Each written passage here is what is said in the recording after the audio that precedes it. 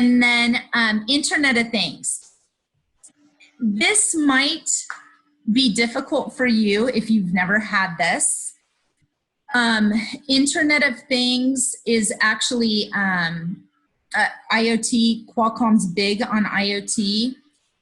It's basically when you have all these smart devices that are connected to the internet, talk to each other and make smart decisions. So they make intelligent decisions that help us in some way, right? Like a Fitbit is IoT when it tells you, hey, you need to start walking. You've been sitting all day at your computer, so I'm alerting you to walk for 15 minutes. You know, and so it's telling you, it's basically keeping track or sensing that you've been sitting somewhere for so long, and it's making a decision to tell you to get up and move. And so that's kind of what IoT is. We are going to be crossing over with the build coaches here. So you will introduce IoT, and what I would do is either have a girl in your group read that little paragraph, or you could read it, and then you'll show this video, which we're not going to watch the video right now because of time, but in order to play it, do you see how I have my mouse and I hover here? So you will have to click. But I want to say you have to share sound when you share your screen. So I exited. So what you're going to have to do at the very bottom where you see it says share screen in green on Zoom, when you click that, there's going to be an option that says share computer sound. And you have to make sure that box is clicked. So once you click that box, and I go back here because I didn't have it clicked, and if I hit to play. Today, I want to learn about the Internet of Things. Meet Don from Qualcomm. He's going to teach me about the Internet of Things. So basically, if you don't have that clicked, your campers will say, Caitlin, Sonoris, and Scritty, Katie, I can't hear anything. And so you could always just, oh, I forgot to click. And it's okay because epic fails are okay, right? They can learn from our failures. So we can just click off and tell them, I forgot to share computer sound, a learning moment. Click share computer and then go back to your slides. Does that make sense? But try to remember on Monday to click it when you share your screen. So then after that, we have these little, this is straight from the notebook. Again, you can just have the kids read, and I have the fillables here. And you can tell them, hey, consumer electronics are like our wearables, like Fitbit. The hat you're going to be creating would be considered a consumer electronic. Smart cities are like factories that are able to gather information, or power grids, water meters that are a water meter that's basically talking to a system and can shut off automatically if it senses too much water distribution on a crop or something like that. That's what we mean by smart cities. Smart homes, you know, Alexa, that would be considered a smart home, right? Or being able, while you're 100 miles away, to turn off your lights in your home. That's a smart home. And then voice and music, I guess voice and music, Alexa could do that too, right? Alexa, play me a song. And so these are IoT. The build coaches will be doing a little discussion at this point on ethics and cybersecurity with IoT. But you're just basically going to read through what's in the book and then show that video. Does that sound simple enough? And then the build coaches will come in and help support and explain IoT from the technical aspect. And Kim, our engineer who's on the call with us, will be going over this with the build coaches tomorrow. So that is pretty much it on Monday for us, except for the survey. So during the survey, you'll just remember to tell the kids, hey, we have a Monday survey during the daily reflection time. So any questions on that? Okay. I love the mom song. Mom, mom, mom, mom, mom, mom, mom, mom, mom, mom, mom. I'm sorry, my 4-year-old just. Yeah, the hard part about working at home. Next no week, kidding. I'm actually in the office, so I won't have to. Oh, there you go. Yeah. Do we want to do a breakout room just to see who we have in what breakout rooms, and so I can put other people in breakout rooms, or no? Just to see. Yes, I would actually. Oops, sorry. Let me stop sharing that. I forgot real quick on the Monday. I did after IoT. The very last slide is the one with the engineering design challenge. Even though we are not creating the hat until Wednesday, after we do the IoT and the sieves, I wanted to do just a sneak peek, like, hey guys, this is what you'll be creating. And so really think about what you just learned about yourself. Think about your STEMinist and what you've learned throughout the week. And I hope you bring in your STEMinist constantly throughout the week. Just really, sorry, Ryan, could you take him outside? Okay. It's like when my husband comes in the office and all the dogs come with him. Like, it's a great time to go swimming. Okay. But, and so, you know, just to kind of get them thinking about, ooh, now you're going to learn all this tech. Because at this point, they're going to start learning circuitry and some basic coding. And so how can they mesh everything they're learning with what they just learned about themselves? And so that's why this slide's here. And yes, I would love, Mary, if we could put them in breakouts to give them a little bit of a break, and see if you can share your screen while you're in a breakout room. So anything you want to share with your person, you guys can share. Caitlin? So are we supposed to edit? So do we kind of, once we download the PowerPoint, do we edit it so we can put in our information about our STEMinist? You could, I would encourage you if to personalize it. So what I would like you to do is do your surveys, you know, find out a little bit about yourself. What's your REASIC? And it's okay, tell kids that REASICs change, by the way, because experience new things, our interests might shift a little bit. We might discover something we didn't know we liked, right? So as we go throughout life, our REASIC might change. And so this may be their REASIC right now, and encourage them to explore what that means for them at this point in life. But encourage them to also take a REASIC, you know, 5 years from now to see how they've grown and how they've changed as individuals. So you do this, and yes, personalize your PowerPoints. You can edit. You don't have to keep my examples on there. I just did that to help you out. But the animations will be there even if you just tweak the text boxes. Awesome. And my party starter is here. My band member is here. We have a small group of three. So, which one? Jimmy. Oh, okay, cool. Alan had to go in for a little procedure, so he's not coming today, and everybody else is chicken.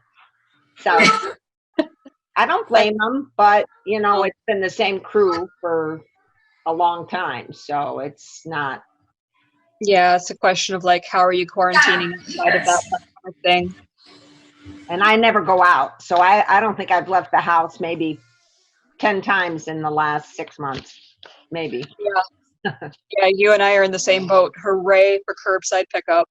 There you go. Okay, so questions. I mean, what else do you need to cover today, Suzanne? The last thing I wanted to cover was just the automated hat. Because according to the schedule, when you look at the schedule, Tuesday, you are primarily there for support. So I hope you stay on and learn about the circuitry and the coding. Listen to your build coaches, because you'll probably learn a whole lot. And so then on Wednesday, we are going to start an automated hat project. And this is where your expertise with the strength, interests, and values is going to come back into play. So I'm just going to share my screen and show you the notebook. So basically, this is the notebook, the automated hat IoT representation. Now, in the notebook, as you can see, it says, how can you use the engineering design process to create an IoT-inspired automated hat that represents your strength, interests, and values? Remember what we're adding to this, because this was a Qualcomm project and we added a twist to it. So what we're adding to it is a connection to the STEMinist or to your team STEMinist. So we want them to also not only include their strength, interests, and values, but also what is something that they aspire or admire about their team STEMinist that they could also incorporate on their hat design. So one thing that you might do is you'll probably lead this first part right here on that Wednesday.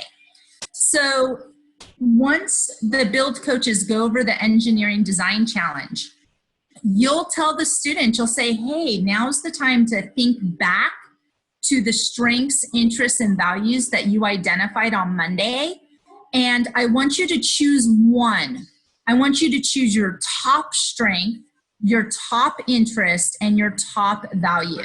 And just select one of those and write in the spaces below. And so you will give students time to kind of think about this. And the build coaches will be there to support you guys as well. And so, for example, this is kind of what I did on mine when I was doing this with a camp. I put my strength is science. I'm very good at problem solving. My interest, I'm an avid tennis player. That's why I put a tennis player on my hat. And then my value I put is family. I really, try to put my family first with my time, even though I tend to be a workaholic. And so that's why on my clock, on my hat, I built a clock to remind myself that sometimes I just have to put stuff away and go spend time with my family so I can align that value in my life. And that's kind of what I shared with students. And so right here with defining the problem, this is where the overlap comes in, is the build coaches might say, okay, so here you've identified your strength, interest, and value, which is, and blah, blah, blah. Let me go back, sorry. So the build coaches might say, this is your problem, right? The first step of the engineering design process, but now we're going to step 2. We're brainstorming what that might look like on a hat. So you've helped them identify what they want to put on their hat. And now you and the build coaches are going to brainstorm possibilities of this design. So how will they represent their strength, interests, and values? How might they use a servo in their design or an LED in their design? So this is where the overlap comes in. I created a table with my students and the build coaches, or you could do this as well if you have a document camera or cell phone as a camera. And so I kind of did this as an example with the students so they can start figuring out what they want their hat to look like. One thing that I would add is a column like here for my STEMinist, right? What might I want to cover with her? And so because I didn't have that at my camp, I didn't have another column, but I'd add that. So then on this page, we're going to start envisioning the design. And obviously I'm not like the best artist. So, my tree looks a little wonky, but so this is where we want to encourage the students to draw what they might want their hat to look like, how they're representing their civ and their STEMinist. And so we want to encourage them to draw and sketch at this point and even start thinking about what might they want everything to do. And so this is where, again, the overlap comes in, but the build coaches will primarily help with the electronic design and drawing the schematics and how they want everything to be connected. And so throughout this process, the building the design, that'll be pretty much the build coaches helping to problem shoot, creating the code, that will be the build coaches, etc. But then the very last day will be sharing the presentation planning. And so this will be Friday, and on Friday, you will just basically give the girls some steps on how to create a brief video presentation on their hat build. And so basically what you're gonna have the girls do is create a presentation and tell them, okay, so what was the problem you're trying to solve? The girls will basically state that in their own words. They'll explain how the hat represented their strength, interests, and values, as well as their STEMiness. So we'll have to kind of remember to include that. They'll explain the technological components of their hat. What parts did they automated? How does it work? Did they have any challenges? Did they have any epic fails? You know, what did they encounter and how did they overcome those challenges? And then what did they enjoy most about the automated hat design? So this is kind of a sheet which will help the students to format their thoughts. They can use this page to write a brief presentation, and then they'll go into Flipgrid. What we showed you on for the Friday orientation where they did their intros, they will basically create a presentation about themselves on Flipgrid. And I can actually, oops, I'm sorry, my phone was going off.